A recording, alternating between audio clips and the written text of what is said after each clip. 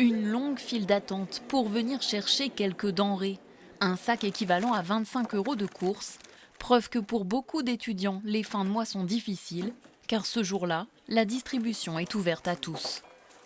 Certaines de mes copines ont du mal à faire les courses, enfin des courses complètes ou des choses comme ça, donc on essaye de s'aider avec ce genre d'organisations qui sont faites pour nous. J'ai la chance d'avoir mes parents qui me suivent là-dedans et qui du coup subviennent à mes besoins, mais ça n'empêche que c'est toujours compliqué d'être un poids pour eux, donc on essaye de se restreindre au maximum et ça fait que quand on nous propose des services comme ça, il ne faut pas les rater, quoi.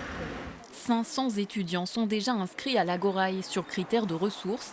Et ce qui inquiète les bénévoles, c'est que la file active, c'est-à-dire ceux qui font leurs courses chaque semaine ici, augmente. L'année dernière, on avait une file d'actifs de 150 bénéficiaires à peu près. Là, on a presque 300 bénéficiaires. On a autant de bénéficiaires l'année dernière maintenant qu'en juin dernier, alors que c'était en fin d'année et qu'on renouvelait les bénéficiaires. Et puis, on a une trentaine de demandes à peu près par semaine pour rejoindre encore une fois le dispositif. Bérénice, par exemple, n'a d'autre choix que de se rendre parfois dans cette épicerie au prix dérisoire si elle veut manger. Dans le frigo, on a chacun une partie parce qu'on est 3. Et comme vous voyez, j'ai pas grand-chose. La bourse de cette jeune femme en 3e année d'études d'infirmière sert intégralement à payer le loyer de cet appartement. Sa mère lui donne 50 € par mois et quand Bérénice le peut, elle travaille quelques nuits en tant qu'aide-soignante. J'ai un budget de course assez réduit de 40 à 50 € par mois, ce qui reste peu pour une personne qui doit manger 3-4 repas par jour.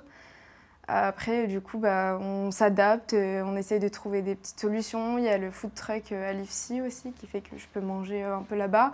Mais ça reste 1 € et 1 € par jour. À la fin du mois, ça fait 30 €. Donc c'est délicat, il faut s'adapter. S'adapter et se priver en attendant d'être diplômé. De son côté, la Fédération des associations étudiantes picardes salue la revalorisation des bourses cette année, mais continue à espérer, entre autres mesures, qu'un seuil universel de soutien verra le jour.